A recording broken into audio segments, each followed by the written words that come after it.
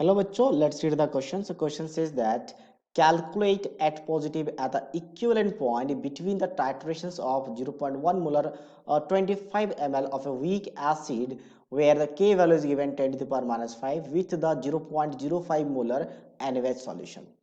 Now equivalence point पे क्या होगा, हम दोनों को मिक्स करेंगे यानी कि NaOH को हम मिक्स करेंगे इसके साथ that is with HA not HCl HA एक वीक एसिड है। तो इसका कंसंट्रेशन हमारा M1 गिवन है दैट इज 0.05 और इसका कंसंट्रेशन M2 मान लेते हैं जो कि कितना गिवन है 0.1। इसकी वॉल्यूम हमें नहीं पता इक्विवेलेंस पॉइंट में कितना होगा और इसका वॉल्यूम हमें पता है, वॉल्यूम कितना है इसका 25 ml। अब जब इक्विवेलेंस पॉइंट की बात कर रहे हैं तो दोनों को मिक्स करेंगे, दोनों का अलग अलग वॉल्यूम रहेगा। तो उसके हमें पता कैसे करते हैं, तो इक्विवेलेंस पॉइंट पे M1 V1 should be equals to M2 V2 यानी दोनों का नंबर ऑफ इक्विवेलेंट कह सकते हैं, बट दोनों का क्या है एन फैक्टर सेम है तो हम डायरेक्टली नंबर ऑफ मोल से भी देख सकते हैं।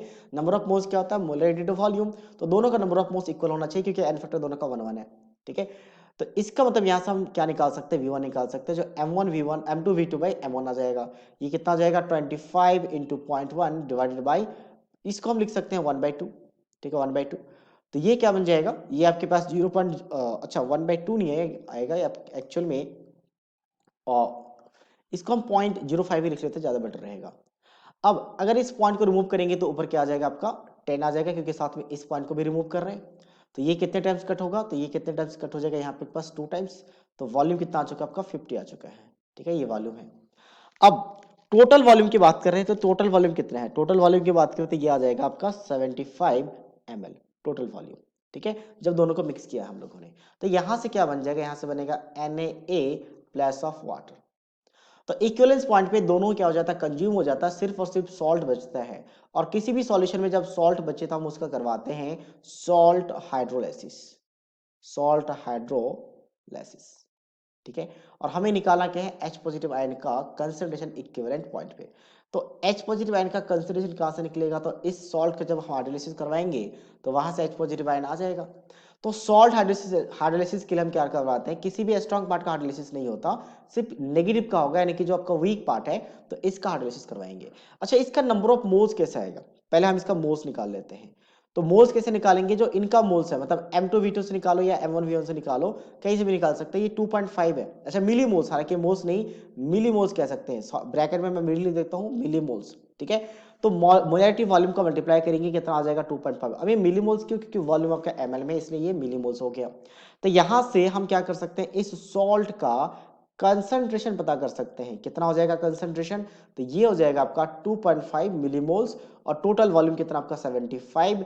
पॉइंट को रिमूव करेंगे तो कितना नीचे 10 आ जाएगा और ये घटेगा 3 टाइम्स, तो 1/30 आ गया। अब इस सॉल्ट का जब हम हाइड्रोलाइसिस करवाएंगे तो वहां से H पॉजिटिव आयन हम निकाल सकते हैं। हाइड्रोलाइसिस में क्या होगा, वाटर के साथ रिएक्शन, हाइड्रो मतलब वाटर और लाइसिस मतलब ब्रेकिंग, तो वाटर के वजह से ब्रेकिंग हो जाएगा और कुछ इस तरीके से OH नेगेटिव बन जाएगा। इनिशियल कंसंट्रेशन C मानते हैं, ये 0 0 होगा और फिर क्या लिखा जाएगा इसका आपका C माइनस ऑफ CH क्या है, इसका मान लेते हैं डिग्री ऑफ हाइड्रोलाइसिस। तो ये किसका, इसका कितना बनेगा CH इंटू CH। अब इसके लिए आप जब डिग्री ऑफ हाइड्रोलाइसिस लिखते हैं, हाइड्रोलाइसिस का रेशियो लिखते हैं तो एक कांस्टेंट डिफाइन करते हैं, इक्विलिब्रियम कांस्टेंट, जिसे कहते हैं हाइड्रोलाइसिस कांस्टेंट, जो अगर देखा जाए किसके इक्वल होगा, concentration of the product divided by concentration of reactant. तो प्रोडक्ट का कंसंट्रेशन है तो यहाँ पे CH दो बार मल्टीप्लाई हो जाएगा क्योंकि दो प्रोडक्ट्स हैं और दोनों का सेम है, और रिएक्टेंट से डिवाइड कर देंगे तो C कॉमन लेंगे तो 1 माइनस H हो जाएगा, एक C कैंसल, तो ये बन जाएगा एक्चुअल में CH² divided by 1 minus of H। अच्छा, इसको लिखने का एक और तरीका है, KW को जो वीक है, वीक पार्ट कौन है एसिड, तो उसका कांस्टेंट डिफाइन हो जाएगा, तो यहां से डिवाइड कर लेंगे। बेसिकली हम OH नेगेटिव आयन निकाल पाते हैं तो वहां से H पॉजिटिव आयन निकाल सकते हैं। ठीक है, तो सबसे पहले हम फोकस करेंगे कि OH नेगेटिव आयन कैसे आएगा। तो OH के लिए हमें CH चाहिए और CH के लिए हमें क्या चाहिए, H चाहिए, तो H निकाल लेते हैं। CH स्क्वायर डिवाइडेड बाय क्या आ जाएगा आपका 1 माइनस ऑफ H, किसके इक्वल आ जाएगा आपका KW कितना आपका 10 टू द पावर माइनस 14 और K वैल्यू कितना आपके पास 10 टू द पावर माइनस 5, तो ये आ गया 10 टू द पावर माइनस 9 के इक्वल।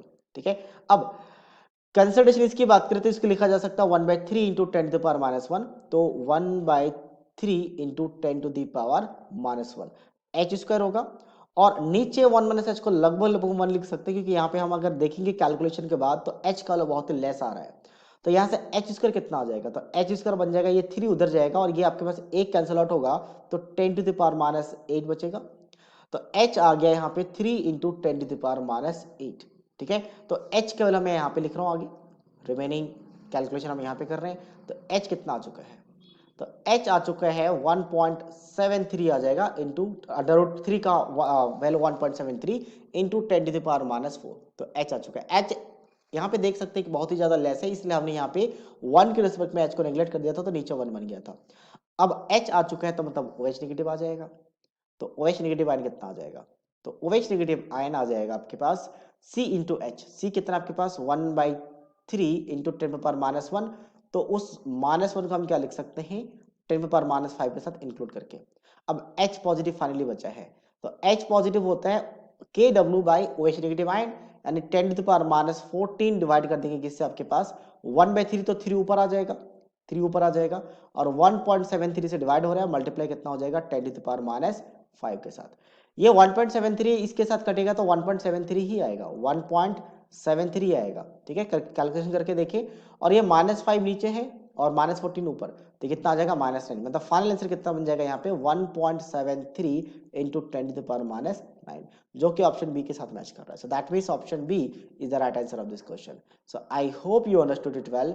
All the best.